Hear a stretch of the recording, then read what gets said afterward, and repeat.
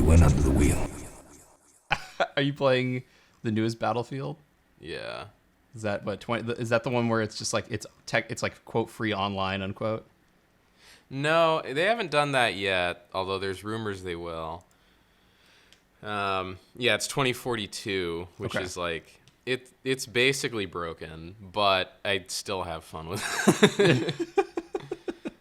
Like the servers are a mess. It's glitchy as hell. Like people phase through walls and like all kinds of shit. And it's bad, but I enjoy it. Fair enough. I guess I kind of like movies that everyone are like, oh, this is crap. I have a little bit of a soft spot for games that are like have issues but are still kind of fun. So I can understand like, all right, this is fine. Everything is fine. It's glitchy, but it works. Well, the best part about it is it has crossplay, so I can play with people on Xbox and PC. Mm-hmm. And the PC players are like, they like have it on easy mode because they just have to click. But Yep. It's funny because you get to see the PC chat, and it's just dudes bitching the whole time. I did not spend $5,000 on a top-of-the-line graphics card for this bullshit. That kind of stuff. This game's broken. This game sucks. It's like, well, then why are you playing, bro? Go pop in Battlefield 1 or Bad Company 2 or something if you really hate it that much. That always, like, that's why I never got into Call of Duty is, like, I'm already prone to getting really tilted. Like, I couldn't log into my school. Like, I was having trouble with double sign-on for my school, and I was getting super tilted, and I'm like, this is why I don't play Call of Duty, because Call of Duty's bullshit, and everyone is always whining about freaking lag. You know, Call of Duty's not so bad when you mute the chat. I mean, even if you mute the chat, I know, like, people, I have all of my friends play on hardcore, which they're like, oh, it's more accurate. And I'm like, no, that's just an excuse for, like, if you get shot in the pinky, you die. Like, that's hardcore mode. You bled to death. See, Yeah.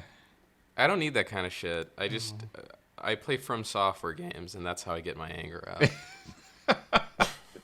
I'm thinking of starting Dark Souls 3 soon, but I'm like, I'm going to get so tilted. That game is so good, but I did almost throw my controller through my TV like 4 or 5 times playing that game.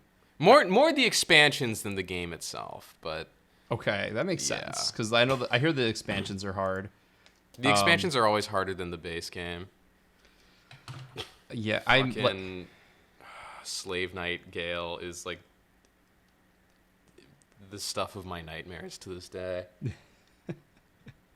Is that Dark Souls 3? Yeah, he's the one of the bosses in the expansions.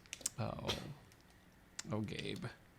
No, this is why I'm always like, I know I'm going to get super pissed and I'm going to be like, this is not fair. I need to find out how to do this. And then I'll find out how to do this and be like, this is still kind of bullshit. And I'll be like super critical of it. And I'm like, do I want to do that? Maybe I should just pop in Ghost of Tsushima because I already know that, like, I've been kind of itching. I've been looking for something because everything I'm playing isn't scratching my itch. So I just end up playing League of Legends with bots because it's fast. Ew. Oh, it's fun. It's fun with bots. It's fast. You just go in, get 5 people, play as your favorite character, and own. And it's like, all right, well, that was fun. I got my stress out because I don't know what to do in City Skylines anymore. I have the base game, and I have no money, so I can't buy any of the expansions. So I'm like, well, maybe I'll research the base game and figure out how to make a more efficient city and build my own little Walt Disney Epcot utopia. Do you like 3D platformers? Kind of. It's never usually something I want to play. Why are you going to recommend Yooka-Laylee? No, I was just. You don't have a PS5? No, I don't have a PS5. Okay. Thank you, Salt. That was very pleasant, rubbing it into my wound. You could check out. Just play like the Ratchet and Clank reboot from 2016. That game's fun. It's like relaxing and it's bright and colorful. It'll get. I don't know. Like I really liked it. I mean, it's not the best Ratchet and Clank game, but it was nice. I enjoyed it. I've never played a Ratchet and Clank game. Actually, Bro, you've been missing out. That's what Holy I've heard. shit. Ratchet and Clank 2 from way back in the day is like one of the greatest games ever made. Ratchet and Clank 3, a worthy follow-up. I kind of stopped following the series after that, but the new one, Rift Apart, is really good. Nice. Is that the one for PlayStation 5? Yeah. Oh, nice. That's Oh, you yeah. can play Psychonauts too. That game's a lot of fun. I don't really want to buy anything. Like I'm gonna put a bunch of qualifiers here, and you're gonna be like, Matt, you've literally boxed yourself into a corner with all of this stuff. I probably should. I'd never played the first one. I heard the first one was a little too clunky as a platformer, and so I stayed away from it. Oh, the first Psychonauts? Yeah. I mean, for its time, no. For now, yes. I heard even for its time, it wasn't as tight as it could be. Also, I'm stuck in Doom, like the 2016 reboot. yeah, and I don't want to just restart or like go back to a different area. I'm just like, Just play Doom Eternal. It's better. Not what I hear. I hear I wanted to go Doom and then Doom Eternal, but I can't. I can't buy anything. So. I like, yeah. Well, Doom Eternal was free on PlayStation for a little bit. Oh, if you have like the Game Pass thing? On PlayStation Plus or whatever, it was like the game of the month. Oh, the subscription place, like not the subscription one, but not the free games that they give away, right? No, the free games that they give away. Oh. Yeah, they had Doom Eternal. Oh. Was it for PS5 or PS4? Because is it only for PS4. PS4? Oh, I don't know if I missed that one then. I've been downloading all of them, but I want something. See, it's going to sound like more qualifiers. I want something for PC so that I can just like duck into it. I mean, I have Nier Automata. Nier Automata? Yeah, Nier Automata. And I started that, but I was kind of like also not quite feeling it. I'm like, what is that? Dude, those Nier and Drakengard games are like, what the fuck?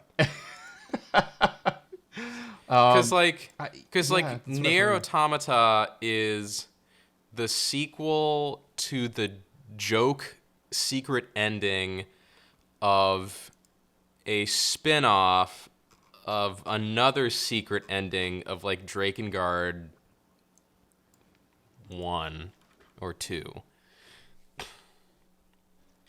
What was his Which name? just boggles the mind. Like, every one of those games, Drakengard and Nair, you have to beat, like, 12 times to get all the endings. And then the final ending is, like, a gag. But that's the real ending, like, 9 times out of 10. Like, because that's whatever the next game is, it's a sequel to the joke ending. Which is like, what the fuck? Why did you make me beat this 10 times to get to this? Yeah, just for that. Oh. Okay, so I'm looking at the cover because someone was talking about I don't know if they were talking about oh my god, I can't think of his name now. Oh no, the guy who did No More Heroes, Suda51. Oh, Suda51. Yeah, no, Goichi Suda, and how like I think they were talking about like all Yoko Taro, the guy who developed the Nier games and Drakengard. It's like his games kind of like suffered in infamy for so long, and he finally found a studio in Platinum that was able to sort of like meld good gameplay with like his high level ideas. And now people are like, oh man, isn't he brilliant? Like, aren't his ideas like crazy? And it's like, and plus it's got like amazing gameplay. And so that's where I was kind of like, all right, maybe I'll try Nier, because like Platinum's pretty decent. Platinum makes great games, man.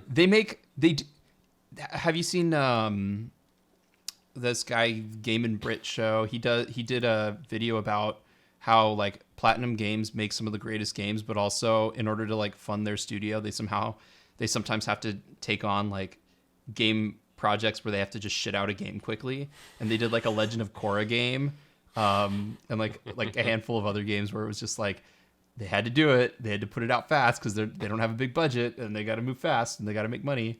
So that's what I think of anytime I think of Platinum. I'm like, oh, they're so good and yet also so tragic.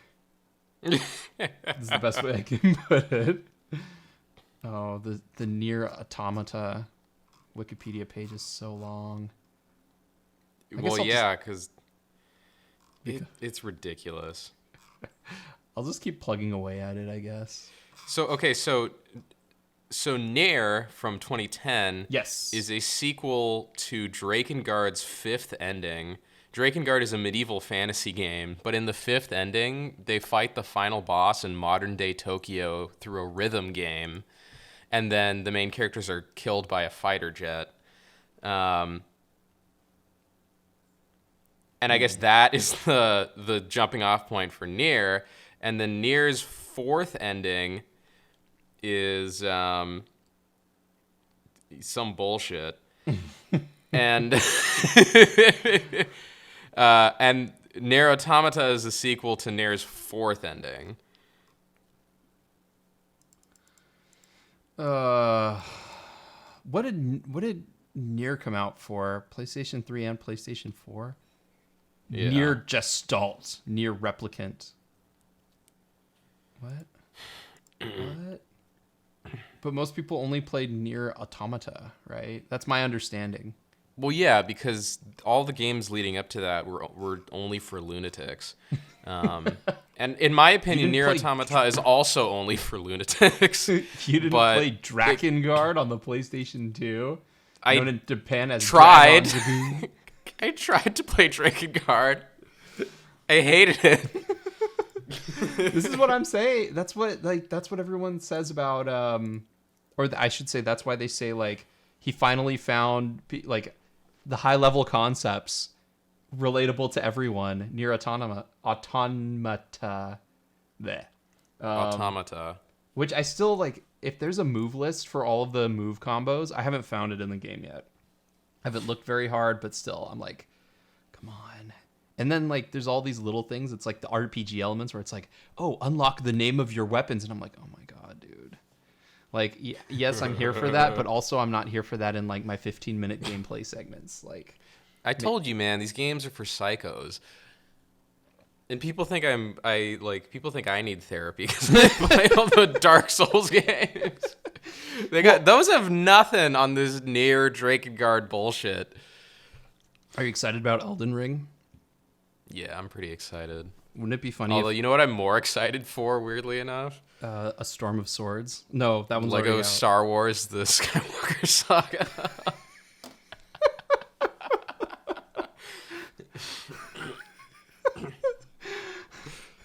Now with Legos that actually look like the physical Legos and they have scratches and everything because it's on PlayStation 5. Like, I know it's gonna stink because I have to play through the Disney movies on that game, but God, it looks so much fun. Really? Like, I saw the trailer for it and I'm like, holy shit, this looks so cool. You get to play through stuff like, it will have characters outside of the Star Wars saga, including The Mandalorian, Solo, a Star Wars story, Star Wars The Bad Batch, and your favorite, Rogue One, a Star Wars story. Oh, I know. I'm going to hate that part so much, but like... It's just characters. It's fine. I would trade them all for more gonk droids. More what? Gonk droids. You know, those big boxy droids that just go gonk, gonk, gonk, gonk. Those are the best. Are they the ones that look like trash cans? Yeah. Well, all the droids kind of look like trash cans, but they especially look like trash cans. I would trade away all the Disney movies for like more gonk droid playable characters in this game. You know that you made me. It's your fault that I like The Rise of Skywalker more than I probably should, right? What? We've talked about. I swear we've talked about this before. You were like, I kind of like how they're just like all of the Jedis in The Rise of Skywalker are like supercharged batteries, and they have just like their energy level is like Goku level, where they're just flying everywhere and attacking each other. I'm like, yeah, that is kind of cool. That is kind of cool, Gabe. Gosh dang it, I can't take it like seriously, but I have a lot of fun with it.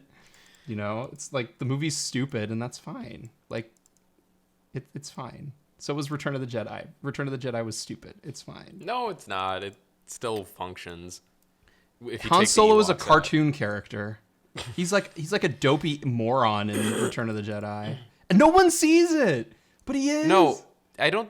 The thing that I think people forget is that he's a dopey moron in all of the movies.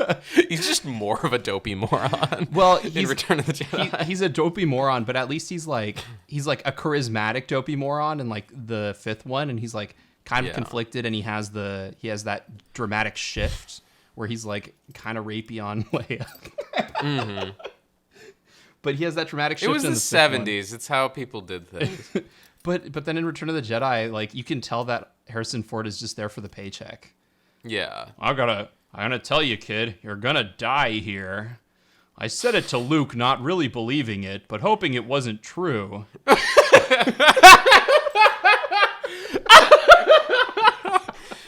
You already had that voiceover practice coming in. That was pretty good. That was pretty good.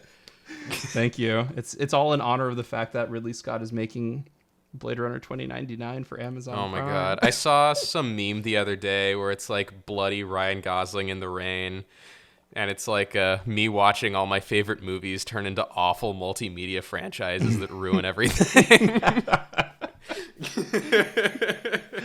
I mean, the Academy Awards are basically just like a reflection of that, right? Because it's like the Academy Awards are the big boy version of that. It's like, oh, all of my favorite books and literature are being adapted into movies that don't.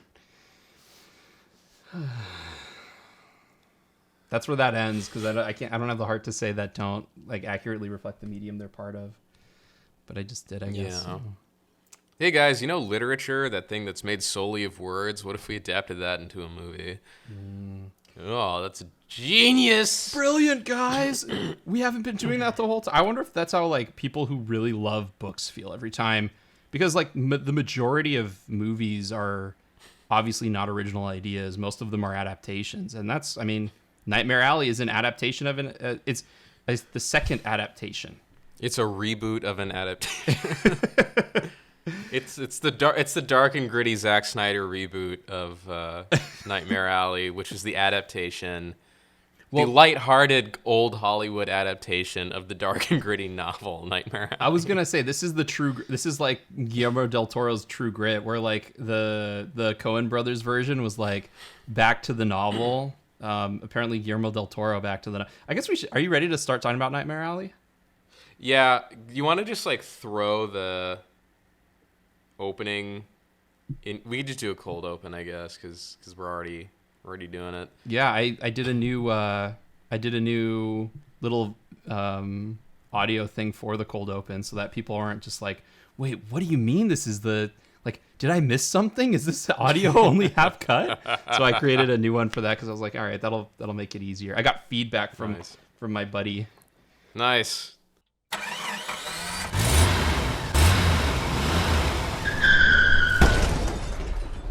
She went under the wheels. Perfected.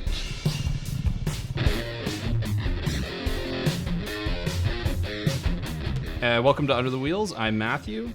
And I'm Gabe. And today we're talking about Nightmare Alley. Actually, also I use that as like my cut point to match up the audio files. So oh yeah, that makes sense. That's why I do that. As always, we give, probably foolishly, I like to give the our ratings at the beginning. But do you want to go over the plot first? Of Nightmare Alley? Yeah. Okay. So Nightmare Alley is so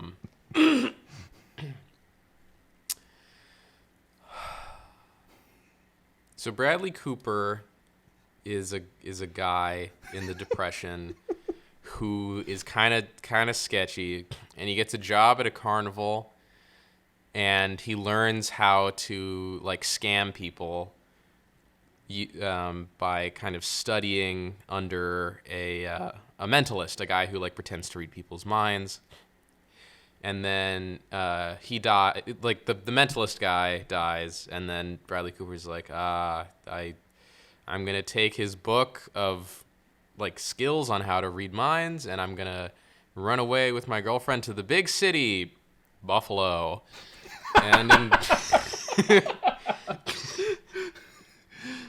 And in Buffalo, the big city, he becomes a very popular, kind of faux psychic, doing 2 shows a day at a big club of some kind, which I guess they have in Buffalo. And Buffalo, see? Buffalo gals want to come out tonight. and he starts getting involved in doing what they call spook shows, which is like pretending to conjure the dead and other stuff, which he was advised not to do by his dead mentor.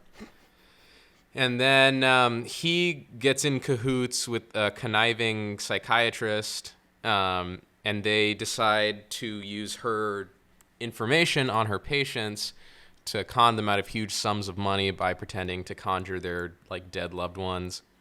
And it all kind of goes wrong as Bradley Cooper's ambitions get out ahead of him. He ends up having to kill a bunch of people to save his own skin. He gets betrayed by the psychiatrist who's been playing him the whole time, and then he becomes an alcoholic out of nowhere, and then goes back to being like a hobo, and that's the end of the story. So what did you think of Nightmare Alley? Yeah, it's okay. Oh, it was fine for you. It's fine. I liked it. I thought it was a low shiny and chrome. Really? What the fuck? Yeah. It had all of the elements that make a good movie to me. It had fantastic production design. It had great camera work. It had great acting. And it was also, I think the thing that pushed it over the edge was like, it's Guillermo del Toro, so you're expecting some sort of supernatural element. And there wasn't one, but it always felt like there was some sort of like other presence, some sort of like a haunting feel. Yeah, there's like a feeling that this is like fated to go badly because of supernatural forces, even though there are no supernatural forces. The only supernatural force being like his own ego. And like, I don't generally like stories that are about that are kind of about the inevitability. Like, as soon as he becomes really popular, it's like, oh no, there's going to be a downfall somewhere, and he like starts acting like an asshole, and you're like, oh no, he's going to be an asshole, but I think there was something kind of compelling about watching this train crash in slow motion, even though not all of it made sense all of the time. There was sort of enough of a feeling of like of danger, especially near the end. There was that feeling of danger. And then I like even though you kind of can see it coming, in the very beginning, they foreshadow how the story's going to end pretty well, I thought. Yeah. Like in hindsight. Well, but it's like, I don't know, it has that vibe of a lot of like old Hollywood movies, where they're like overly moralizing. And, some character gets rich and or famous, becomes an asshole, and then has a downfall, and it's all very like trite. Like, do you ever see A Face in the Crowd with Andy Griffith? No. It's like that has a very similar arc, and it's very similarly. It rings hollow in a very similar way. Oh, you felt this rang hollow? Yeah, I mean, well, yeah. It's just like, I don't know. There's I think we've talked about like seeing the machinery in a movie. I think like so. This movie, I could see all the cogs are out there for you to look at. Yeah. And see them turn. I kind of liked that though. I kind of like how it's, because as you know, I'm watching Game of Thrones, and so I think about the things that are that like for example, the directors will do in the show that kind of undermine some of the stuff that the writers are trying to do. As far as like, we talked a long time ago, maybe even in the first iteration of Under the Wheels, about like hiding your hand and how as a filmmaker you should use, or like how George R.R. Martin hides his hand, and like a skillful filmmaker can kind of trigger your unconscious about what will happen next, and this is going poorly or this is going badly, and like a bad filmmaker will make it explicit, but a good filmmaker will touch on it just enough so that it's triggered in your mind, but you're not quite sure how. And the Game of Thrones example I'll use is like every time they linger on middle finger, no little finger, it's like, okay, I wonder if this guy's the bad guy because they keep lingering on his face where he's looking like he's, like he's begged the question. Yeah. Are you going to fall for it? I guess we're going to linger on him until you do. And it's like, okay, guys, come on. Like, you're undermining it at that point. But I'm wondering if that's what you mean by, like, you can see the machinery is like they're not hiding the cogs or the way that they're like contriving the plot very well.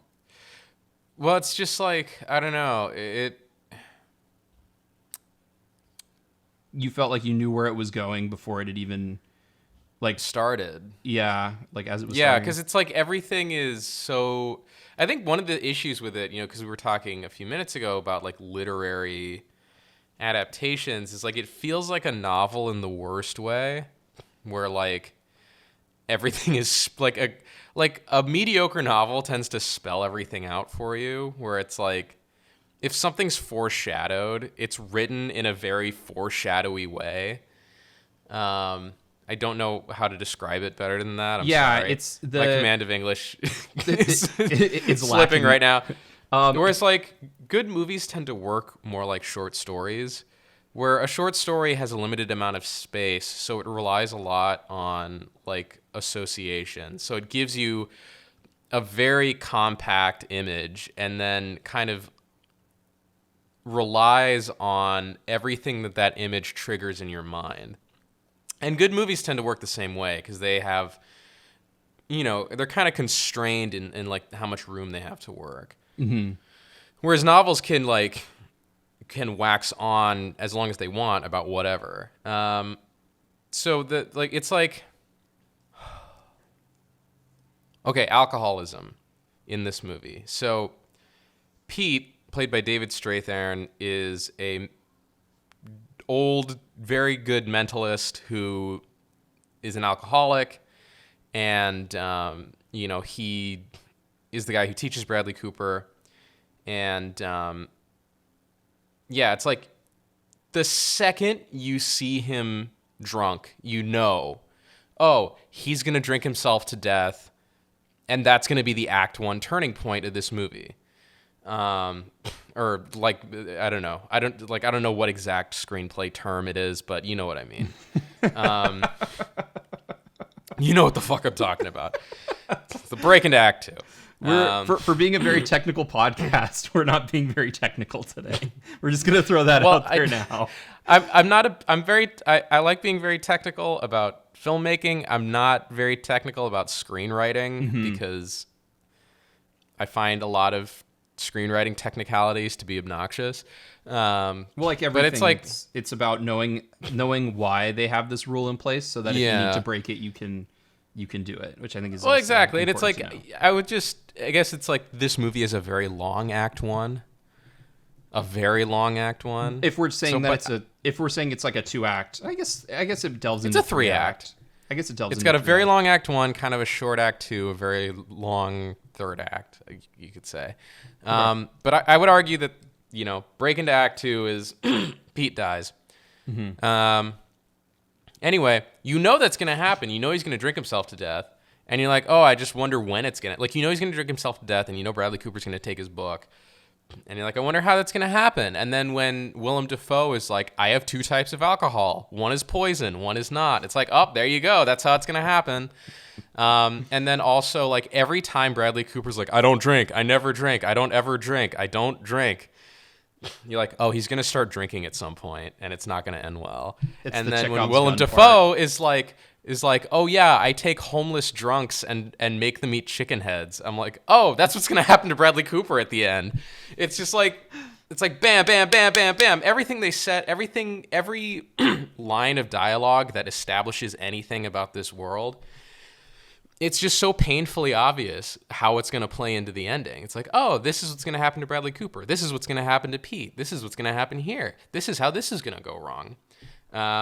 What's her face? Cate Blanchett is playing Bradley Cooper this whole time. Mm-hmm. Like, it's all like, that's what I mean about you can see the machinery. Every bit of foreshadowing is so obvious, it gives away where it's going to come back. Like, it's like Chekhov's gun, except Chekhov says there's a gun on the wall in Act 1, it better go off in Act 3. It's like it's like the gun on the Chekhov's wall is X. telling you where, when, how, on whom, and by whom it's going to go off in Act Chekhov's 3. exposition. You know? Yeah. So there, I don't have as much of an issue. I never really have had as much of an issue about that as you. I will say, yeah, it's probably a little okay. It's a little you can make the case that it's a little heavy-handed, but it also has this sort of like inevitability effect. However, I think they use it just well enough because I figured that, and I guess we're just gonna do full-on spoilers, because we've already spoiled the ending. Yeah, I was gonna say it doesn't really matter. It doesn't matter. No one's seeing this. Well, for the people out there who did want to see it, I have friends who listen to the show, and then like as soon as we hit spoilers, like, oh, I gotta stop it and go watch the movie now. Gosh darn it. But like there's the moment where he has to convince Rooney Mara, like, hey, if we do this, this is gonna be our last job and it'll be done. And you're expecting tragedy to occur, because she's all dressed up, and you're like, oh, I know it's gonna go badly. I know something bad's gonna happen. I know that there's gonna be this ominous thing. I thought that like the guy was going to go up to her and like end up killing her, but it didn't happen that way. And so that was kind of like a nice relief. But I also think like, even if you see it coming, there's this certain, like I said, like watching a train go by, and there's a certain denial that I'll play in my head where I'm like, oh, I know where this is going. I feel like I know where this is going. I really don't want it to go here. Please don't make it go here. And then when it does, it's like even more unsettling. That probably doesn't happen as much to you, but as I was watching it, and like especially the first time that the like the cliche of like, oh, this girl has figured out how Bradley Cooper does it, when Cate Blanchett goes in the beginning, and she's like, it's like, oh, she knows how he does it. Like, is he gonna get out of it? How's he gonna hide his how's he gonna hide his tail? Like, how is he gonna like weasel his way out of it? And it's like the way that the issues compound, while at the same time, like he gets out of the situation, but then it starts something that's more dangerous. And like I said, I don't normally like movies where it's like you can see the inevitability to the end, but I enjoyed it in this one. I enjoyed watching the downfall, and like, again, as an audience, you see him making these really stupid mistakes. And as the audience, it's like, why is he making these stupid mistakes? Oh, probably because it's some sort of character flaw. And so then it delves into like, it doesn't feel as contrived in most cases. It feels like the character is naturally coming to his own demise, which I appreciated and thought was done kind of questioningly, but pretty well for the most part. I mean, I would agree with you there that like, everything in the movie makes sense for the most part. Yeah. Bradley Cooper's bad decisions being the result of his lousy character is executed pretty well. I mean, it's even established like really early on when Pete again just like gives the movie away. And he's like, yes, you hate your father, which is the source of all your like psychological trouble and why you're a destructive young man. And then Bradley's like, how did you know that about me? I'm like, fuck, this whole movie's going to be that now. But to be fair, I appreciate that like David Strathairn's character, Peter, is just like, I was just talking in generalities. He's like, how did you know such intimate details? And he's like, I didn't. I just assumed I had a good shot that this would work. Because he's like, he basically just, this is a movie. We're all just archetypes. Well, yeah, I mean, like not just that, but he's just like, oh, you mean I hit on it correctly? Oh, maybe I am good at this thing that I do for a living. Like, I appreciate that he's like Bradley Cooper's character is so mind blown by it. And he's like, this isn't anything special. Anyone can do this if you're trained for it. And it's just like, it's kind of like the antithesis of the whole idea of like everyone's individual story is important and is in some way like you're molded by it. It's like, yeah, but how many generalities and how much do we just self-insert details when we're talking in broad strokes? But that's what I've always found interesting about magic and manipulation like that. Yeah. Well, I think the other thing too is, Del Toro has in this movie at least, has a habit of like rubbing your nose and everything. I would say it's in most movies he makes. Yeah, it's like especially gratuitous in this though, where it's like the movie could have been 2 hours instead of 2.5, but he spends so much time rubbing your nose and stuff that it's like, okay, I get it. We spent like 10 minutes on this. But I think that it has two effects. One is, you know, if he rubs your nose in everything, he's also rubbing your nose in his hand of cards so you can see them. I just imagine like a shit stain on your nose, and he just like puts his cards in front of your face and is rubbing it so they're all shit covered. But the other effect of that is it becomes like tiresome after a point, where it's like the first scene of the geek eating a chicken head is like so gratuitously done, where it's like, okay, we get it. It's like gross. He's gross and stuff, whatever. But then like everything is like that. The whole movie's like that. He just shoves your face in everything. And it kind of has this weird effect where it's like it drags out. It becomes overly obvious because you're like, it's just constantly being shoved in your face, and it gives itself away. Like, he's not only rubbing your nose in the depravity of the geek or Willem Dafoe's like kind of lack of humanity. He's also rubbing your nose in... Who's the monster and who's the man? Yeah, oh God. He's also rubbing your nose in, you know, Pete's alcoholism and how Bradley Cooper definitely doesn't ever drink at all, ever, until he suddenly does. Well, why he rubs your nose in how, like, sinister... fuck, what's that guy's name? The old man who's in Richard Jenkins. Richard Jenkins. Look how evil Richard Jenkins is. Oh, you know? Yeah. And then, oh God, the ending. The last 15 minutes of this movie are unbearable. I liked it. It's like, you know how the ending of Gladiator is like way too long? Because like he dies and then the movie just keeps going for no reason. No, the ending of Gladiator is bad because they tease this rebellion that doesn't happen. And I'm like, why did we waste 30 minutes on this in a 3-hour movie? That's why I don't like Gladiator. I love Gladiator, except for the ending. Because it's like when he dies, that should be the end of the movie. It shouldn't just like keep going with more people like, oh boy, now other stuff's happening. It's like, wait, no, Maximus is dead. I don't care anymore. Maximus Turn is in Elysium. He's in that movie with Matt Damon now. We should end it. Let him go there, guys. This movie's kind of like that, where it's like, I love Children of Men. I don't like Children of Men. You don't like Children of Men? No. Oh my god, dude. Who are In fairness, I only saw it when I was like 10, so. Literally, Children of Men ends with, spoilers, Clive Owen dying, and like you get no resolution. He just dies in a boat.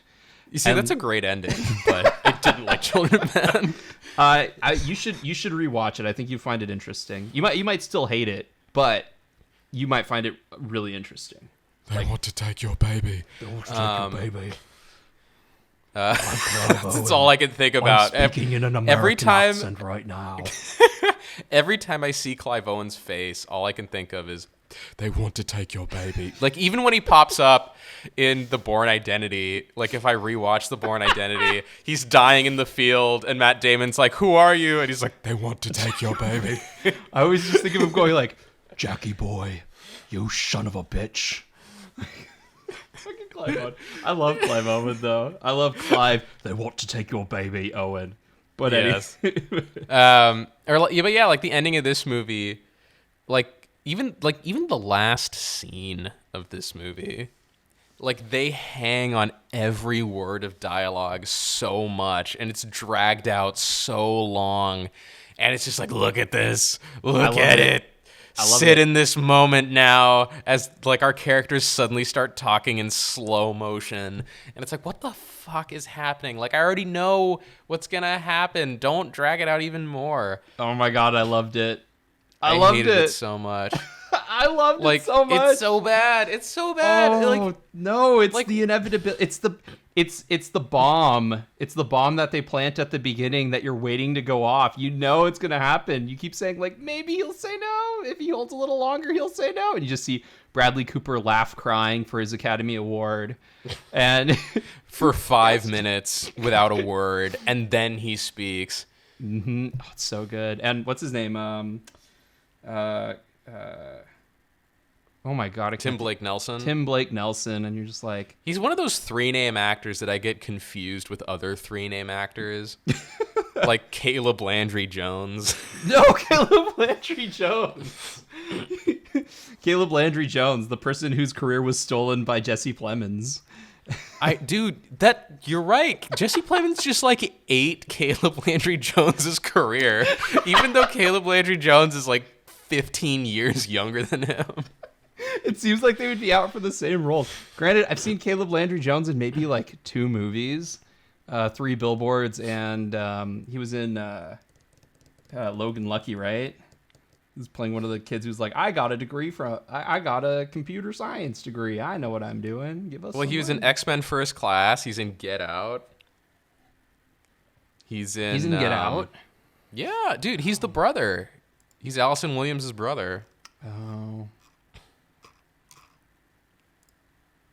Anyway, He's in No Country for Old Men. Who is he in No Country for Old Men? He's like some child on a bike. Oh, I was thinking of True Grit. I was like, wait, no, that was Domhnall Gleeson in No Country for Old Men. Oh wait, I mean True Grit. My bad. I can do nothing for you, son. Oh, True Grit's so good. True Grit's such a good movie. Anyway, He's also in Heaven Knows What, which is a good movie. is it? I just remember him getting the shit beaten out of him in 3 Billboards, and like that one take that I was like, oh, I bet everyone's gonna be like, this is amazing. I was like, yeah, this is kind I was like, yeah, this is pretty amazing. I didn't like 3 Billboards though. I didn't really like it. Thought it was reasonable. I was watching. I was just like, oh my God, what am I doing? Why? I was like, Sam Rockwell. Why do people just like always get Academy? Like all you have to do to get an Academy Award is play a racist. Like that's what. Hell yeah, brother. It's the new. It's the new playing a special needs guy. Just play a racist and you'll get an Academy Award. Yeah, 3 Billboards is one of those movies that's like, it's really good in spite of being like horrendously problematic. Like it's one of those movies that like left-leaning YouTubers probably had a field day with, and for good reason, but is still like actually pretty good. It's like it'll always be held back by the fact that it is like no idea what the fuck it's talking about. Yeah, like so my thing about who's Martin McDonagh's movies is that like every single one of his movies sounds like a great idea. And then when I watch it, I'm like, well, at least the initial idea was good, but I don't like this. Like, 7 Psychopaths sounded like a great idea. In Bruges, in concept, sounds like a great idea. 3 Billboards, the initial idea, I'm like, that sounds great, but I don't like this. Like, why don't I like this? What is going on? Oh, what the hell? Caleb Landry Jones and Jesse Plemons are the same age, even though Jesse Plemons looks like he's 50 and 25 at the same time. Oh, dude, it's those Kirsten Stewart miles. Kirsten Dunst miles. Kirsten Dunst miles. Sorry, Kristen Those Stewart. really, really small teeth. Who does? Caleb Lance. Kirsten Dunst. Dunst. Well, apparently, like, does she get a bad rap as far as like being difficult? I don't know if she gets a bad rap for being difficult. I don't know. I mean, set. I don't see what she would be. She's still in like good stuff and turns in like really good work. So I don't know. She used her Spider-Man money the right way. She's like, pay me money for Spider-Man. I'm just gonna be in things that I want to be in. Like, good for her. Well, she's like besties with Sofia Coppola. Yep. Yeah, because they kind of started off together ish. And then, yeah, I mean, Virgin Suicides and Marie Antoinette. It's weird to think that she was in a relationship with Garrett Hedlund and left Garrett Hedlund for Jesse Plemons. I don't Dude, Everyone's leaving Garrett Hedlund for Jesse Plemons. Garrett Hedlund doesn't even have a career. Jesse Plemons is in like Scorsese movies, Spielberg and movies, and fucking Shaka King movies. Like he's in everything. Oh man, so I'm so torn. I'm so torn on it. I'm trying to think. I know she's Kirsten Dunst is nominated for an Academy Award, which is what I'm going to use to circle us back to Nightmare Alley. But so Nightmare Alley. Yeah, Nightmare Alley. I all of the things that you didn't like about the plot, I liked. What? I mean, the thing is like I think you can do that. Like, oh, this is inevitable. Like the inescapable fate thing without it feeling being so like heavy-handed, obvious, or annoying. So I do want to come back to that because I want to talk about Guillermo del Toro as a director. But before we do, I think like I would normally agree with you, but everything else in the movie for me was working really well. Like I thought the camera work was good. And I want to talk about the camera work for just a second. I thought the production design, as usual for Del Toro's movies, were really good. Specifically on the camera work, I kept thinking to myself, like, would this movie work in black and white? Because ever since Mad Max Fury Road came out and they were like, oh, the shiny and chrome edition, because he saw it in black and white. There was that movie that came out in black and white, and then Justice League, Zack Snyder's Justice League, Justice is Gray edition, which is weird. Like, really? What? I started watching that like a couple months ago and stopped because it just looked like garbage in black and white. Oh, I'm 100% believe you on that. But this movie, I thought I actually kind of wanted to like go and I wish it were on HBO Max in black and white because I put it on and see like how does this hold up in black and white, and I think it would hold up really well. It's one of the few movies that really uses shadows well to the point where like the color helps to enhance, but you don't necessarily need it. Yeah, I mean, it looks great. I think so. I thought that was great. I liked how I feel like it falls into that category of like, man, it would be shitty to live in that time period. But like, I love all this stuff with like, come and look at the geek, pay 25 cents and look at him eat a chicken's head. And I was like, I remember reading about this in a bathroom reader once. This is great. This is weird and quirky and hilarious. And like, Willem Dafoe's character collects like pickled baby things. And I was just like, what the heck is That's a recurring thing in Del Toro movies. The pickled babies? Yeah, that's a big piece of Devil's Backbone. Okay. Was Devil's Backbone also really heavy-handed? Because I feel like all of his movies are very heavy-handed. It's less heavy-handed. Devil's Backbone is amazing, but it's also like... I think it's on HBO Max. Go ahead.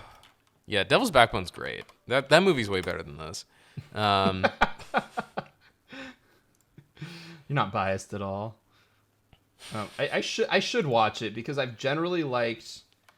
I mean, okay, it is sort of heavy-handed in that, like, the orphanage is a metaphor for Spain, but, like, it's not it's not nearly as heavy-handed as this. Yeah.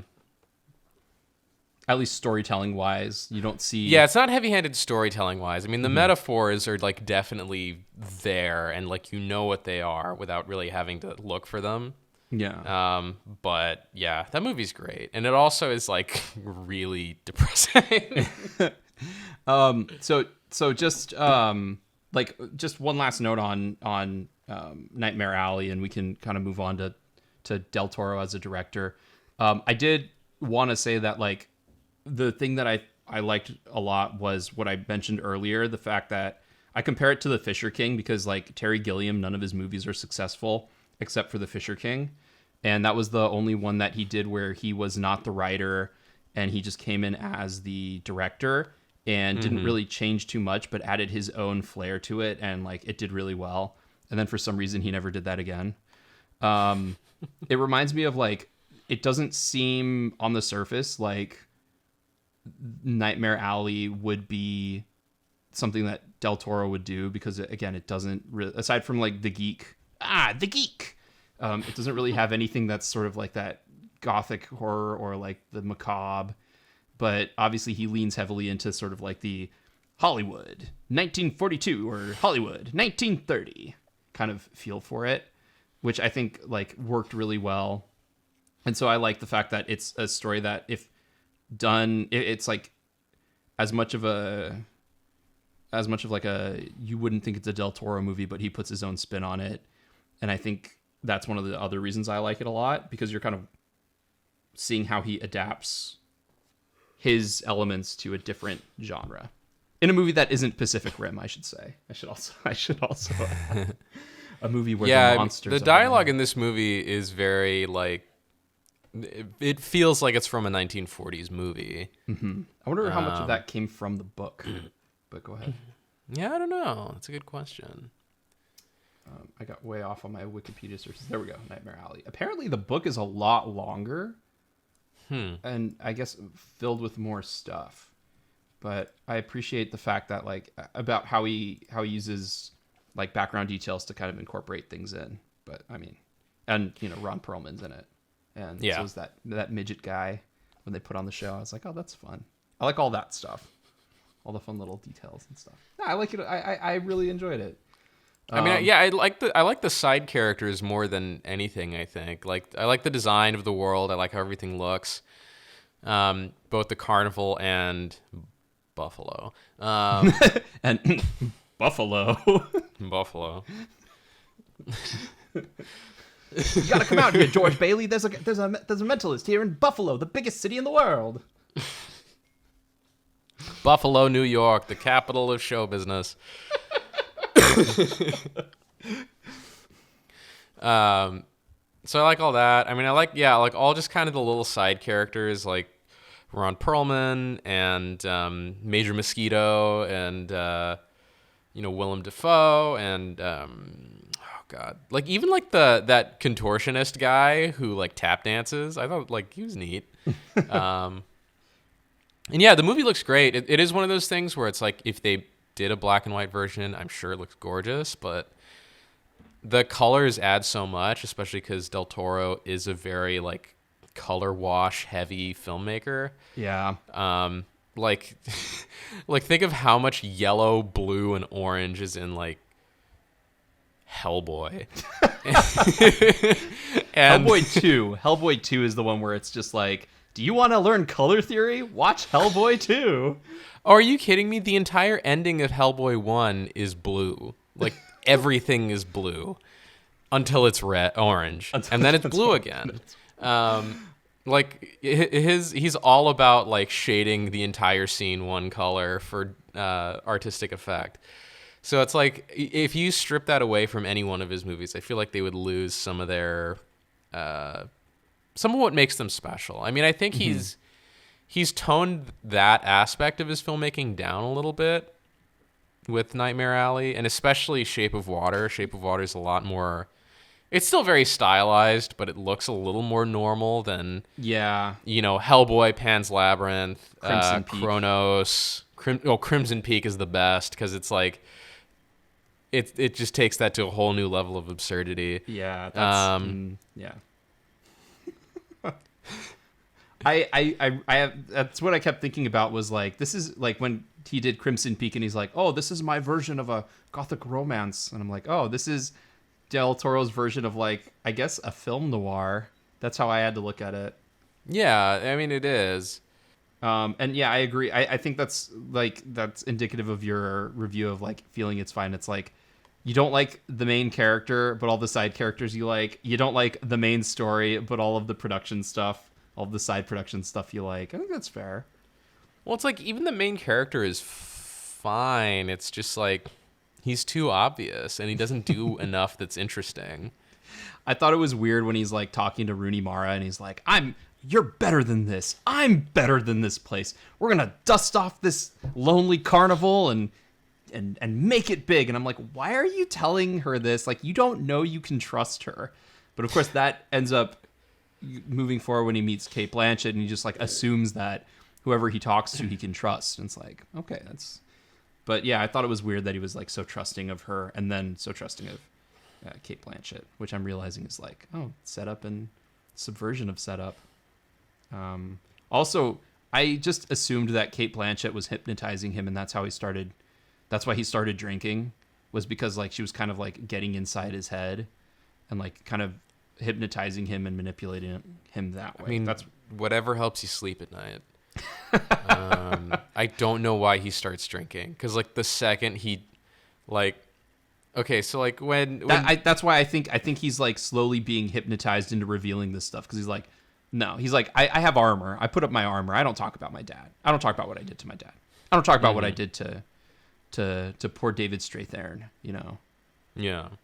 Also, I liked how the idea of like you don't mess with spook shows because it can turn dangerous and deadly, and like Mary Steenburgen with like a giant smile on her face just literally murders her husband and then takes a bullet to the brain. I was like, I know.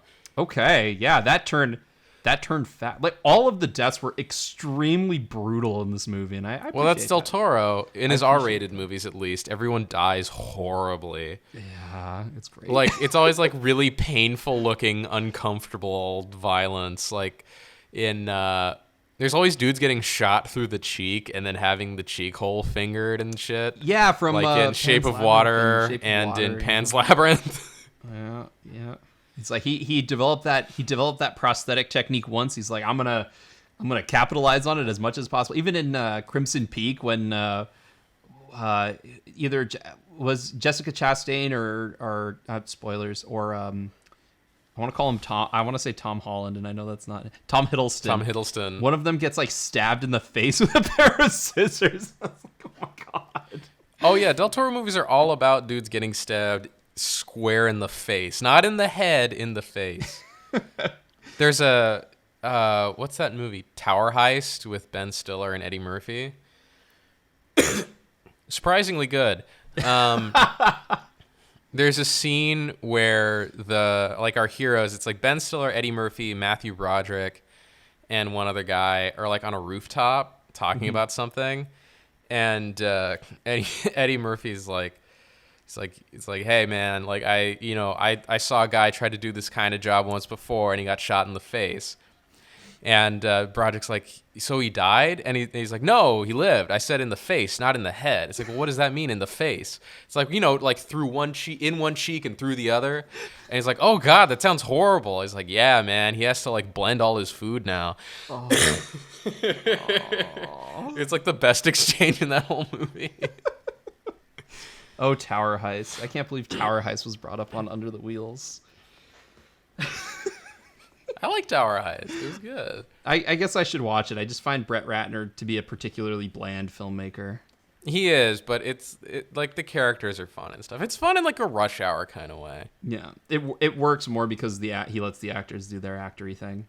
Oh, absolutely. So we were already kind of talking about it. Let's talk about Del Toro as a director. Like, obviously, this is probably your least favorite of his movies that you've seen.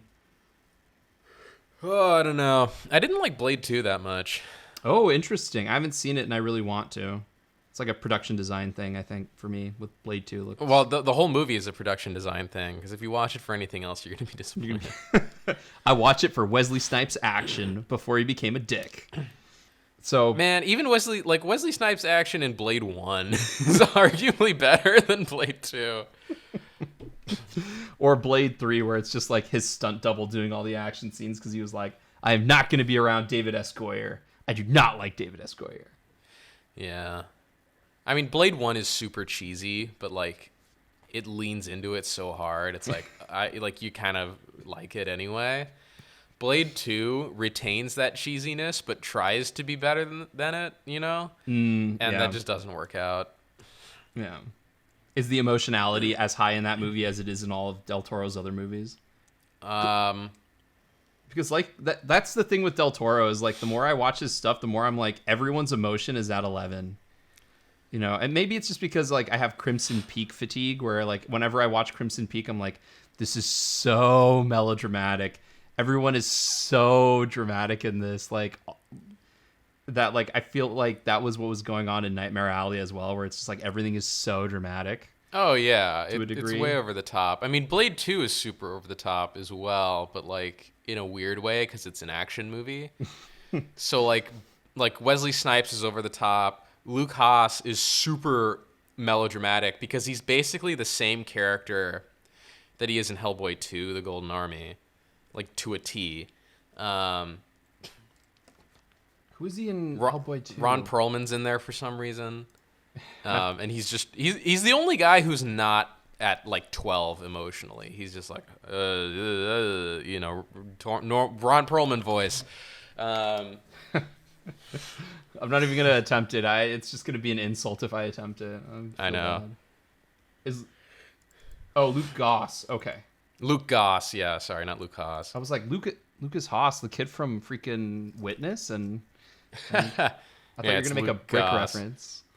Yeah, I haven't seen Blade 2. I haven't seen a lot of his early stuff. I think I hopped on with Hellboy, which had I feel like even Hellboy had pacing issues, but I really No, man. Hellboy is like one of the best superhero movies ever. And it's probably my favorite Del Toro movie. Really? Yeah. The original I love Hellboy? The original Hellboy 1. Wow. All right, fair enough. I mean, I personally I love the back-to-back combo of Pacific Rim and Crimson Peak. Like I love how geeky Charlie Hunnam's character is in Pacific in both in Pacific Eating Rim the heads and off of Crimson chickens? Peak. What? Eating the heads off of chickens. Oh my god. That would have been the best if they just got Charlie Hunnam to eat a chicken head. I'd be like, yes, dude. Yeah, that's what this movie needed. Then it would have been perfect. But like in Crimson Peak, where he's like, oh yeah, I'm like a medical doctor, but also an amateur detective. I was like, that's the character I want to watch. That's the character I want to watch in this movie. And then it goes off on like Tom Hiddleston is like, I love you so much. What's her name? I can't think of the Alice girl. I can't think of her name anymore. But and then she's like, oh, I love you, but also I'm a writer. And she like lays out all of her like pages on her bed as she's writing, and I'm like, this is cool. I'm driving. And then they get to the house, and the house is its own character. But Charlie Hunnam goes in and he's like, there's a murder here, I must solve it. I'm like, yes, dude. Charlie Hunnam, best. So anyway, but yeah, I think I'm going to solve this murder, he said in an unnameable accent. It's great. Oh, it's so great. He's so great. I love Charlie Hunnam. Oh man, I wish you'd team up with Guillermo del Toro again. Like, what if he played the Bradley Cooper character in this movie? I wouldn't have. I don't think I would have liked it as much. He would have been great as. Who? Tim Blake Nelson's character at the very end. Well, I don't have anything for you now, but if you would like, I may have a position for you as the geek. It's only temporary, you understand. But, you know, only temporary, you understand. He doesn't even try like half of his line. Half of the takes he's doing his English accent. The other half he's doing his American accent. Del Toro in the editing room is like, fucking Charlie Hunnam, not again. Like, oh, I'm sure. No, I think he loves that shit. That's why he cast him twice. That's why he's casting him. Oh, man. No, I love Del Toro as a director. I think he's like... I think I'll watch Blade 2 and be like, sure, not amazing, but I love his sensibilities so much. Even when his sensibilities are wildly off, I still appreciate them. His the one thing about Del Toro is like I love his sensibilities, but sometimes they're a huge mismatch with whatever he's doing. Blade 2, for example. Not even Blade 2, but like Kronos is like weirdly sappy and sentimental for like being so dark for so much of it. There's like it's randomly super sappy for no reason. I mean, it's weird because so the other thing with Del Toro is his movies feel a lot like Jean-Pierre Jeunet movies, and his use of Alexandre Desplat as a composer makes that even worse. So like it's cool when he's doing Hellboy, but when he's doing Shape of Water, like half the time I feel like I'm watching like a shittier version of Amelie or something. So Hellboy's music was by Danny Elfman. I know. Okay. Which is why it doesn't feel like I'm watching a Jean-Pierre Jeunet movie. Correct. Yeah. Yeah. And although Ron Perlman speaks French in a Jean-Pierre Jeunet movie, which is so weird. Doesn't he speak Spanish in some of Del Toro's movies? He speaks Spanish in Kronos. Fucking Ron Perlman, man. He's like... Yeah, which is also it's an even weirder thing because like Del Toro's first movie is in Spanish completely, starring Ron Perlman. They're not starring Ron Perlman. He's like a side character, but he speaks Spanish in it. And then Ron Perlman, around the same time, was also in City of Lost Children, speaking French the whole time. And like, if you want to see a movie that's like Del Toro on steroids and meth, it's City of Lost Children. I can't recommend that movie enough, but it's weird as hell. But he didn't do that one, did he? No, that's Jean-Pierre Jeunet. Oh, okay. It's like the Del Toro Jeunet connection just gets stranger and stranger. But yeah, I forgot what I was saying. Like his style seems to overwhelm the subject matter sometimes, even when it doesn't make sense to. Like Kronos being weirdly sentimental. I think like Nightmare Alley being like overly moralizing and like rubbing your nose in everything. Although I'm sure the book and the 1940s movie were also overly moralizing, where it's like, the moral of the story is this. This is the moral of the story. Hey kids, this story has a moral, and the moral of the story is the moral. Yeah. Okay, we get it. You know. Yeah. Whereas like it works really well with Pan's Labyrinth and Hellboy. It doesn't work so much, I think, with this. Like it's cool, but it doesn't mesh. Yeah, what do you think is his best movie? It's either Pan's Labyrinth or Hellboy. Oh, that's right. We talked about this. You said that Hellboy might be your favorite of his. I mean, Devil's Backbone is great. Pacific Rim is really fun. Have you watched it lately? Not in the last couple of years, but Pacific I mean, Rim I've seen it a few times since it's come out. Pacific Rim is still fucking amazing. Like I put it in. I was like, I remember this being stupid, and I was watching it again. And I was like, oh my god, dude! Like everything is so nice in this movie. It's awesome. Great. It's great. Yeah, I love Pacific Rim. And even Crimson Peak, like as hilariously weird as Crimson Peak is, that movie's great, and it meshes with Del Toro's style of filmmaking really well. Yeah, I feel like Crimson Peak is sort of it's sort of the strange one where like it should have done better, and it is a very good movie, but maybe it's a little too weird and dark and like Del Toro-y, because like The Shape of Water, you know, he was like, oh, I wanted to make a very like personal film. I keep doing this really bad accent. I'm gonna get freaking canceled for it. You're gonna get canceled for your like awful Del Toro. I know, it's impression. Because I blame it on Death Stranding, but he talks like fucking Ren from Ren and Stimpy. The Shape of Water was a very personal movie for me. Whoever they got to do his voice in that game, like, oh no, BB, he's dying. BB is dying. You must. I was playing it again. A couple weeks ago, or a couple months ago at this point, I put it in and started playing it, and I was like, oh man, this is great. And then I was like, oh, they're gonna. Right when I get to the snow part, I'm gonna be like, oh no, this game, because like you lose BB and you have to go through like all of the like all of the hand people, the dark matter hand people, and it's just like, oh yeah. No, the beached people, the BTs. You need your BB to see the BTs. That's how that. I don't know who they got to dub Guillermo del Toro's voice in that, but it's like hilariously offensive. So I don't know if you heard about this, but like I'm not caught up on the Book of Boba Fett, which of course I have to watch because, as you know, I'm the biggest Boba Fett fan ever.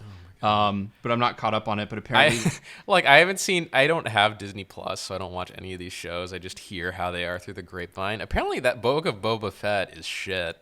Yeah, apparently everyone hates it, and I'm like, I don't know. Apparently, like there's a shift in it. So, not to dwell too much on it, but like the last episode, I guess, has Luke Skywalker, and they deep fake his face again. And this is spoilers for anyone who isn't like internet savvy and doesn't want to know.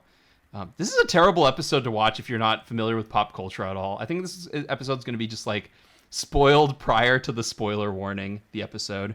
But apparently they deepfake his face and they used an algorithm for his voice.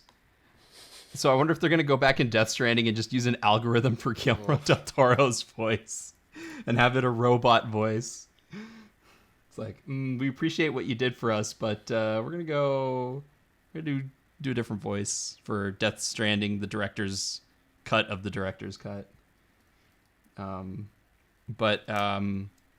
Yeah, I think Pacific Rim is probably like my guilty pleasure of his. Oh, but when he was talking about Shape of Water, he wanted to do like a very personal project. But I feel like Crimson Peak was a lot more of a personal project than The Shape of Water was. Yeah. Personally, because like there's a lot of standard conventions in The Shape of Water. And in Crimson Peak, it was like very... Well, The Shape of Water was personal to him because he always wanted to make a love story with the creature from the Black Lagoon. And The Shape of Water was also all about cinema. That was like a long-standing dream of his. Oh, yeah. Okay. He wanted Abe Simeon to get it on. That's right. Yeah. Like and so he had to make everything else a little bit more like palatable because he's like, if I'm going to have a woman having sex with a sea monster, I got to make sure that people are okay with the rest of it. And I'm going to cast Octavia Spencer because everyone loves Octavia Spencer. Who plays the same character in everything for some reason. Did you hear about how like Octavia Spencer's like, I won that Academy Award for Best Supporting Actress. You'd think I'd have an easier time getting roles. Like, yeah, poor Octavia Spencer. I know. Like does she play the same character? Yeah. I'm okay with it. It's fine. Does she play the same racist caricature in every movie? Yeah.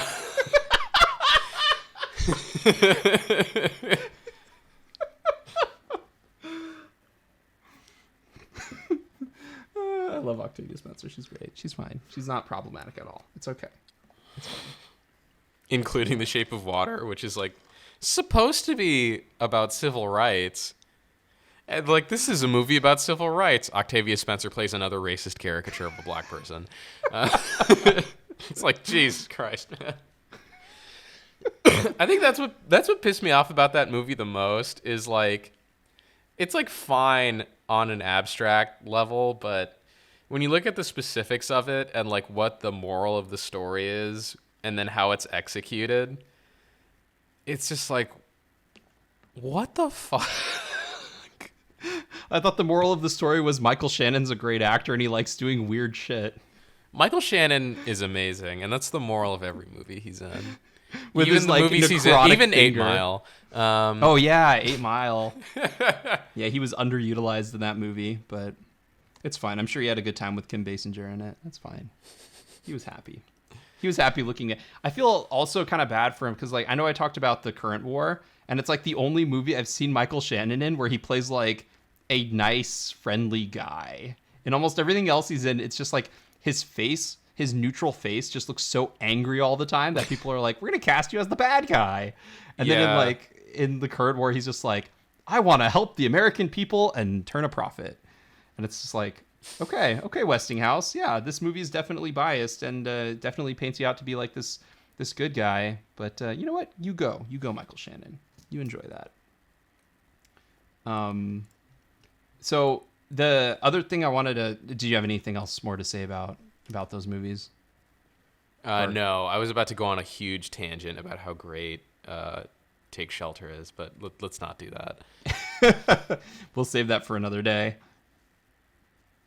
So this is kind of seen as like Scorsese came out and he was like, oh, we need to support Nightmare Alley. I should do a bad Scorsese. Hey, we need to support Nightmare Alley because, it's one of the last homages to film noir that we see. That's great. So we should go and watch that picture. It sounds just like my 1940s voice. But that is how Martin Scorsese talks. I know. So, like, this is clearly, like... So, first off, do we consider this a film noir or a neo noir? It's a film noir because it's stale in the same way that, like, if you watch The Maltese Falcon, it feels stale as fuck. Oh my god, I don't understand why people love The Maltese Falcon. That movie sucks. Like, out of all of the film noirs that I've seen, The Maltese Falcon is my least favorite. I actually don't really like John Huston as a director. I don't think he's that amazing. But I love The Killers, which is my favorite film noir. And he like, did not my direct it. favorite real film noir? Fuck. That's tough. Think about it. Like, I would say it's something that's where I think the best film noir cinematographer is probably John Alton. Did you take I don't know if you took the class where we watched, oh my God, what was that movie called? Raw Deal. But he's the director of photography for Raw Deal. And, Oh, like, you the know Two what? Men. Best film noir? Strangers on a Train. Ooh. I mean, I like The Killers better than Strangers on a Train, just because I think the cinematography is a lot better. But that's not bad. Strangers on a Train is a great movie. That one's not bad. I don't consider Nightmare Alley to be a film noir because I go by the dumb. I was gonna say Le Chefs du Cinema, but the Cahiers du Cinema. The Cahiers du Cinema definition of film noir, where they say anything that's made after that period where they didn't realize they were making film noir are all considered neo noir because it's all the movies that would be film noir now are influenced by film noir, whereas back in the day they weren't influenced by a genre. Well, so here's what I would say is the original film version is a film noir. Mm-hmm. And this is basically like that style without any reinterpretation, making this also a film noir. Okay. Because I would say for it to be a neo-noir, you have to take it in a new direction. I don't think this movie does. This movie tries very hard to be like, this is like a movie from the 40s, but with more violence. Yeah. It's like that's what I would say is, like, I agree with you. It feels more like an homage to film noir than an actual film noir. And so that's why it'd be hard to, like, categorize it as a neo-noir, because the only thing that it adds is that sort of like haunting sense of darkness and inevitability. But it's like when the artist won Best Picture for being a silent film, and it was like, this is this is just a heavy homage to silent film. It's not really a silent film. Which naturally leads into my next question. What's your favorite neo-noir? Drive, of course. Oh, I thought you were going to say Blade Runner. Oh, fuck. No, I don't. I mean, Blade Runner's a... We'll say that's not Blade Runner. Because I think when people think of neo-noir, they think of like the like cyberpunk aesthetic. They're like, oh, it has to have neon in it. All cyberpunks have neon in it. It's like, no, it's not neon noir. It's new black. Well, Drive is neo-noir and neon noir. It is very neon noir. I mean, yeah, I would say Drive is probably my favorite, like, neo-noir movie. I mean, Blade Runner, I consider it... I don't even consider it a noir movie, even though it appropriates a lot of the tropes and ideas. Yeah. It just doesn't really register in my mind as one. I always think of it as a science fiction movie. Yeah, it's like a science fiction movie. Yeah, I would basically be repeating what you said. I think my favorite is probably, just because it's always on my mind, it's probably Les Samurai, unless you count David Mamet's Spartan, in which case then Spartan would probably be my favorite neo-noir, which is something that I've been pushing for, because, like, the movie is... Yeah, the movie's awesome.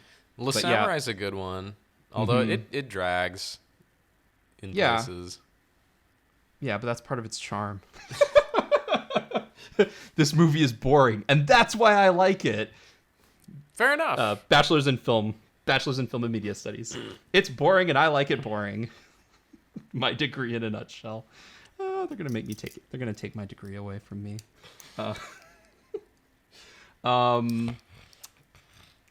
So I guess because that's really what I was gonna. I don't really have any other notes other than that. So I guess we could wrap up if you want to, or if you want to talk about something else about the movie, or Del Toro, Bradley Cooper. Was he nominated for Best Actor for Nightmare Alley? I don't know. I think he was. Let's see. Academy Awards. There we go. Best Picture. It was nominated for Best Picture, Best Cinematography, Costume Design, and Production Design.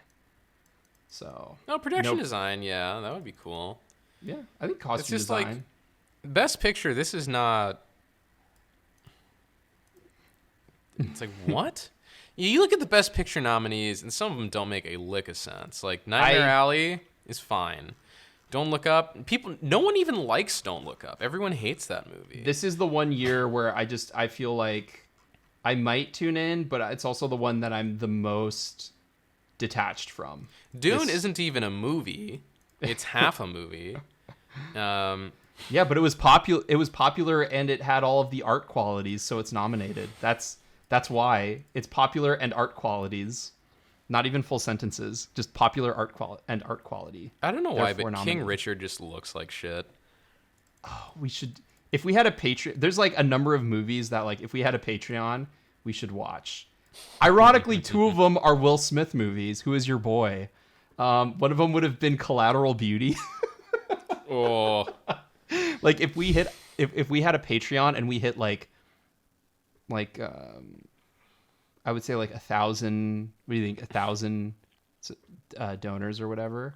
Then we would do Collateral Beauty, and then like if we hit like 10,000, we do King Richard. let's switch them because Collateral Beauty is like that. Oh my god, that's like movie 43 levels of bad. Oh my god, it looks so like the trailer for it looks so Academy Award baby. Oh, I was dying laughing in the theater when that trailer came on. And then when the title came up, Collateral Beauty, I almost shit myself. I was laughing so hard. You've seen award-winning trailer, right? Did I show that to you? No. Oh my god. I'll have to send it over to you. Collateral Beauty is like literally it's literally award-winning trailer, but done 100% sincere, and it's just so bad. Is Being the Ricardos good?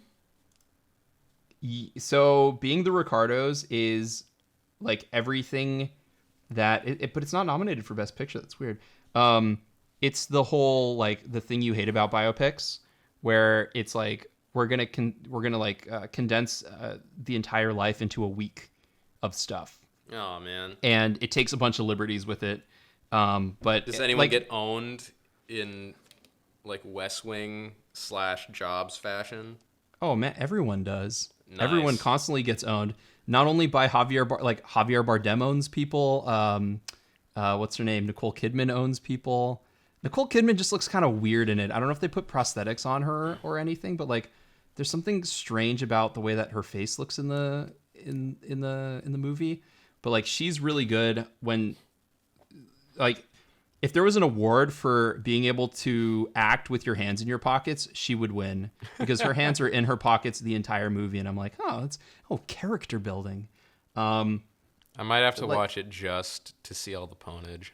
Just all the Javier Bardem doing Aaron Sorkin's lines. This has become the only reason I watch anything Aaron Sorkin does. Is I want to relive the weird high of Jobs where just like everyone is constantly getting pwned by an asshole. So you know how there's like all of this like pushback recently about like billionaires who think that they're geniuses. And like we'll do all of this, like say all of these crazy stuff, like the Elon Musks who are like Elon Musk who bought someone else's company and then pretended it was his idea. Yeah, and like the whole idea of like his big contribution to the Tesla car is like, let's make it a proprietary electrical plug so that people have to pay extra for it. So like his big contribution to Tesla was using his like apartheid blood emerald money to buy it.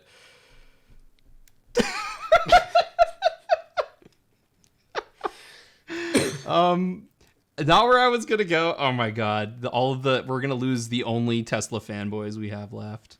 Never forget, Elon Musk is from South Africa and grew up at a time where being white and wealthy meant certain things. Let's just say mean now. Let's just say pre-Mandela effect, not the normal Mandela effect either. Yeah, I mean, basically, it's like if like 10 years after Reconstruction, a guy from like one of the biggest slave plantations in the South started a tech company, and everyone's like, "Wow, this guy is so cool." And it's like, is he though? Like, is he super cool? Is he self-made? Rewatch Jobs with that idea in mind, and it's just like a completely different experience. Because like I watched Jobs recently, and I was like, God damn, Steve Jobs is pathetic. Oh yeah, he's a dick. He's terrible. And the best part of that movie is he has like no repercussions for being an awful person. I mean, it takes a really long time for him to get back to Apple after the Mac does terrible. But that the whole time I'm watching it, I'm like, oh my God, this is the whole like, yeah. And granted, like, you know, Steve Jobs, like as bad as he is, especially as bad as he's represented in the movie, he did fund Pixar for a long time and create a lot of good memories from Pixar. So, you know, every cloud has a silver lining. But rewatching it, I'm just like I'm very like critical, I guess now. But I feel like I don't know. Maybe it's just because I watch it differently, where I don't feel like Aaron Sorkin is lionizing him as much as I thought he was originally.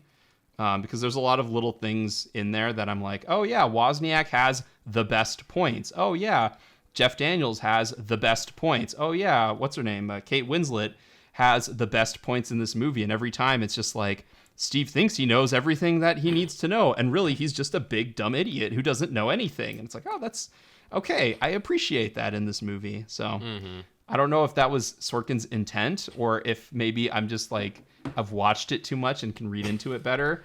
You've watched it too many times. You're developing multiple readings of it. I mean, I don't know. I don't know if I hope so. I don't know if I hope that's the case, or if it's just like, oh. But yeah, go ahead and watch Being the Ricardos and watch The Ownage. Like a lot of the production stuff is really cool in it, and you know the actors, you know, for better or worse, actors love working with Aaron Sorkin because they love eating his dialogue. But you know, and then I mean I liked West Side Story, but I like Spielberg, so. Anytime musical and dance numbers are shot like action scenes, it's like, okay, you get it. Cool. So, I don't like Spielberg, and I don't like musicals, so there you go. Yeah. I kind of like Spielberg. He's just made so many movies where it's like half of them are bad, but half of them are really good. Yeah, I wouldn't say half of them are bad. I would say probably like maybe like a quarter of them aren't great, but most of them are at least redeeming. But again, it also depends on how much you like movies like, you know, The Terminal. I'm gonna be real with you. I don't like Lincoln. You don't like Lincoln? I don't like it. I feel like Lincoln's really boring. It's so boring. Oh my lord, it is so boring. I blame it on Tony Kushner. Like, I didn't like Munich for a while, and then as I've watched it so many times, because every now and then I'll just be like, you know what I'm in the mood for? I'm in the mood to watch Munich. I think what it is like, when I eat brisket, I'm always reminded of like Daniel Craig and his South African accent is like, why does he get to be the leader? And then one of the guys is just like, because he makes the best brisket. And then they spend like 2 minutes with them just like eating and laughing. And I'm like, there you go. Character moment, Academy Award. But I really like Munich. Munich, I like West Side Story enough. I don't think it's like best picture good. It's probably like, you know, middle tier Spielberg good. But yeah, I like, if you like Hook, you kind of just go along for some of his shittier movies. That's just the answer to it. It is weird that Empire of the Sun is basically just like Grand Theft Auto in a prison camp, where it's like this kid who's just like a Grand Theft Auto character running around and like It's like an adventure movie in a prison camp. It's like, really? That's a choice. That is a choice you can make, Spielberg. Well, I don't have much else to say then. Yeah. You know what I think's not going to win? Fucking Nightmare Alley. Yeah. I mean, if I'm honest, you know what else I think is not going to win? Licorice Pizza. Yeah. Yeah, probably not. I feel like this is... we'll get into it later. Yeah, But, we'll get into yeah. it later because there's a couple on there that I'm very curious about. Specifically, if you ever watch it, let me know if Drive My Car is any good. Okay. Because that's going to be the one that I'm like... I am shocked A Hero did not get any nominations because that movie's amazing. I saw your review on there on underthewheels.com, which you can go to for all of our latest article updates and information like that. I saw your review there and that it was amazing, and I was like, okay, I should watch this. That's actually how I ended up watching The Harder They Fall, is because you gave it a pretty good review. And the same with The Power of the Dog. Like I'm curious to watch it, even though I have a very complicated relationship with Jesse Plemons. You have to you have your Jesse Plemons thing. You have to watch Power of the Dog. The most Jesse Plemons role. It's the most Jesse Plemons role with the most Jesse Plemons performance. Okay. Yes. Go. Well, I was gonna say, okay, so like obviously I have this weird fascination with like, especially watching Game of Thrones now, I have this weird fascination with the amount of times that they show male penis. Is there male penis in The Power of the Dog? No. Fuck, dude. Dang, that was like that would have been her perfect opportunity to just like, because, you know, Jane Campion, Harvey Keitel, the Yep. piano. It's like, I think there almost is. Like, oh, there might be actually, now that I think about it. there's like, we see some, okay, it'll get weird if I go into detail on that. Interesting. I'm very interested in watching it, kind of. Yeah, Nightmare Alley has a dick shot. It But does. it's like underwater, so it's like kind of there and not there. Again, Del Toro rubbing your face and everything. I'm trying to remember that. Are you talking about the pickled baby? No, It's just weird. Bradley Cooper early in the movie. Oh yeah. When he gets into the bathtub. Mm-hmm. Yeah. Oh. Yeah, So Nightmare Alley is one of those movies. Like, it looks really cool. It's technically really well done. A lot of kind of the peripheral stuff is fun and interesting, but the main story is loud, obvious, and not that interesting.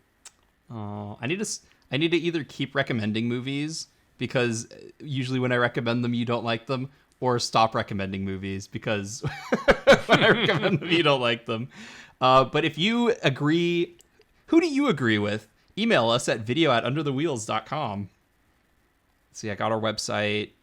I got our email. Music's by Mike. What else do we need to plug here? Like and subscribe on YouTube. Follow us on Facebook. All that good shit. You know what? Subscribe on YouTube because the challenge of like us watching King Richard. If we hit, should we just say what number should we hit for YouTube subscribers for King Richard?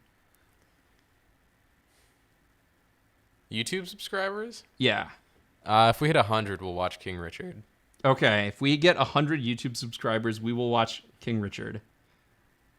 Possibly drunk, but we will make our way through it. And then If we get 100,000, we'll watch Collateral Beauty. Oh my God, there it is. The gauntlet has been thrown down. So please go look us up. The easiest way to find ironically, the easiest way if you're not friends with us, the easiest way to find our YouTube page is by searching for The Old Guard. It's crazy. The Old Guard has so many fucking views compared to everything else. I know, and I'm very like, I want to know why. Is it because I basically like, is it because people really liked The Old Guard? I mean, we even on our old webpage, we got our old YouTube account, we got a comment about how we were stupid because we because we didn't like The Old Guard. Is it that? Is it because people like The Old Guard, or is it like apparently maybe the thumbnail is clickbaity because it looks like a Wolverine comic book? Which, by the way, Charlize Theron as Wolverine, I'm down for. I think that would be fun. I think it'd be. I'd love to see her put on a Canadian accent, but like a super rural Canadian accent. That would be the British Columbia Canadian accent. You could do it, Charlize Theron. Be Wolverine. Do it, Marvel. Take the risk. But yeah, the Old Guard is the easiest way to find our YouTube channel, ironically. Yeah, I mean, like we said, Gabe doesn't really love Nightmare Alley. I really liked it, so, you know, if it's your kind of thing, go see it on HBO Max or go out to the theaters if you want to catch COVID. On that note, I'm Matthew. And I'm Gabe. And you've just been under the wheels.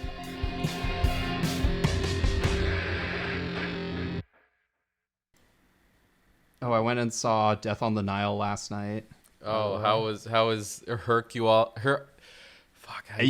Kenneth Poirot? Branagh's Hercule Poirot Part 2?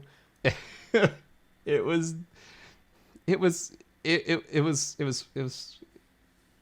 fine. Have you seen Belfast? No, I want. No. I was gonna ask you which is more Kenneth Branagh-y. Well, he also made that movie where he played as Shakespeare, and Judi Dench was his like ex-lover. What the fuck? Yeah, like Kenneth Branagh's One for Me, One for You movies are so weird. But like, let's face it, they're all one for him at this point. Like, who out there is saying, you know what the world needs? Agatha Christie's Death on the Nile. No, it's just Kenneth Branagh's like, oh, you know what would be great if I could put on a giant mustache and talk in a French accent and do my normal thing, which is cranking everything to 11. Oh my god. It's like, if that's what you're there for, which I am, let's be honest, it's, you know, it's all there. Although he's looking like he's 61, he's looking very old and very dumpy. Yeah. Like he's all those Belfast years. Oh, okay, my phone was going off. I thought it would, like, if you like, it's a pretty generic Kenneth Branagh movie. You know, the camera work's pretty good. They had one twist in there that I was like, oh, I didn't see that coming. But it's, if you liked Murder on the Orient Express, which is the only reason this got made, is Murder on the Orient Express did surprisingly well. Yeah, it was like a surprise hit. Yeah, it was 55 million and made back 352 million. Almost 353. And it's just like, really? But Patrick Doyle's score in Death on the Nile isn't particularly good. His score on Murder on the Orient Express is a lot better. I mean, it's fine. You can just wait for it to come out. If you really want to see it, you know, you just wait a couple of years. You can wait a couple months for it to be out there. And you get to see all of the Kenneth Branagh watery-eyed looks. 61-year-old dumpy-looking Kenneth Branagh. I feel bad. I love Kenneth Branagh's movies. Like I like I watched and enjoyed Jack Ryan's Shadow Recruit. Okay, I like Kenneth Branagh's movies, even the shitty ones. I was about to ask, did he direct Jack Ryan's Shadow Recruit? He did. Oh man. I remember in the marketing for that, they were like, and I think Death on the Nile is much more like Jack Ryan's Shadow Recruit, where they take a lot of liberties. But I remember on the trailer, they were like they showed Chris Pine, and he's like, you know, it's like exposition going on. And then they show Keira Knightley, and the way that they cut the trailer, it makes it look like maybe she's a spy, when really Keira Knightley is just like the dutiful wife in the whole movie and doesn't have much of a point. And I was like, dang, you pulled a fast one on me, Jack Ryan's Shadow Recruit trailer. Or Kenneth Branagh puts on another like Russian accent like he does in. No, I was just trying to see if Chris Pine has been in anything lately. Nothing in 2021. He probably took a little bit of time off after Wonder Woman 1984. I imagine. What? I don't know. He's had a very weird career. Because don't forget, he was in A Wrinkle in Time. Yep. What the fuck? Dungeons and Dragons is an upcoming American fantasy adventure film based on the role-playing game serving as a reboot to its. Wait, there were other Dungeons and Dragons? What the fuck? You didn't see the Dungeons and Dragons movie starring Jeremy Irons as the bad guy with purple lips? Wait, no, he didn't have purple lips. His underling did. What? No. What the fuck? So, the two directors and one of the screenplay they did Game Night. So I'm guessing it's going to be similar to that, where it's like it's not going to be like a straight up like these people are, It's not a fantasy adventure. It's like these people are playing a board game, which turns into a fantasy adventure. Yeah, It's gonna be like Jumanji. I'm wondering, not the classic movie with Robin Williams, but the shit movies with The Rock and Kevin Hart. For lack of a better better response, yeah, I think it'll probably be similar to that. It could potentially actually be like the original Jumanji, because Game Night was very much like, hey guys, we're playing a game, and it ended up being like not a game. It ended up being deathly serious, and you know what? I did actually really like Game Night. I thought it was pretty good. So. Do you think have The Rock and Kevin Hart made any more like I'm The Rock and I'm very big and I'm Kevin Hart and I'm very small movies lately? I don't think so. I think Dwayne Johnson is kind of going on his own way, like living his best superhero life. I wonder if Kevin Hart's gonna end up appearing in Black Adam. Like, that would be interesting. It's also crazy that they're giving Black Adam his own movie just because The Rock is playing him. I mean, like, I think what was it? Red Notice, which starred The Rock and Gal Gadot, did like pretty monster numbers. He's one of those guys who can just sell out a theater. It doesn't even matter if it's good or not. It's shocking because he's so unlikable.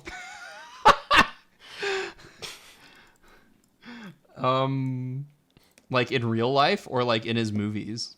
Both. See, I feel like he's very much like the sort of generic, like classical Hollywood movie star, where it's like when he's playing a character that's like, an everyman but built like a tank, people like it, and that's kind of his only he doesn't character. come across as a real person. Like every interview I see of him, every time I hear him speak, like in real life, he sounds like a PR machine. Yeah, like he sounds like he's cutting a wrestling promo for everything. He'll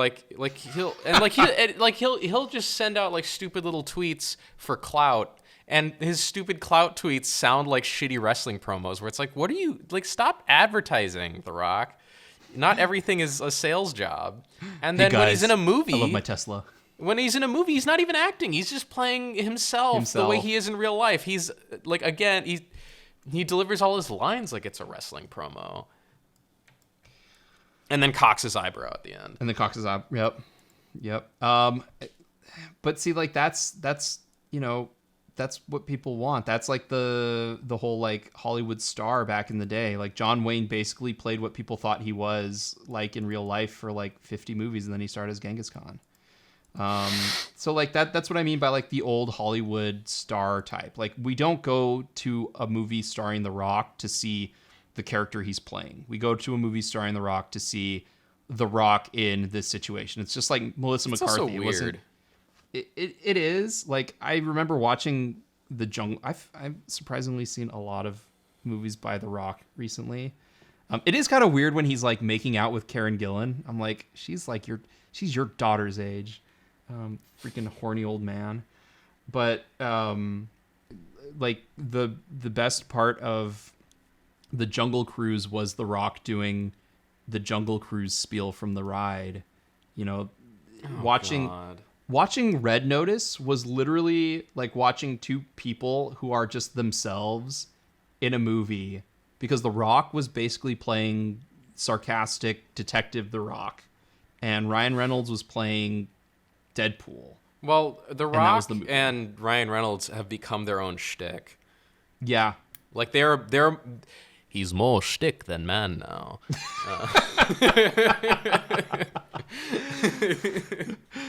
Gone are the days of Ryan Reynolds in Buried or Indefinitely Maybe. Yeah, all that remains is gone. a Deadpool clone. I guess that's why Free Guy was different, because he wasn't just Ryan Reynolds' clone, but he kind of was. The one movie where they use The Rock well in that way, I think, is Get Smart. Where he's the bad guy. Yeah, well, he's super likable the whole time, and he's like the only person who's nice to Steve Carell's character, Max. Mm-hmm. Yeah. And then he ends up being the bad guy. God, I can't believe that there was a Get Smart movie that starred Steve Carell Carell fucking killed him. and Anne Hathaway. Yep. Was the two-time Academy Award winner Anne Hathaway was Agent 99. We have a lot to talk about on the Academy episode, I think, if we decide to do one. Finished.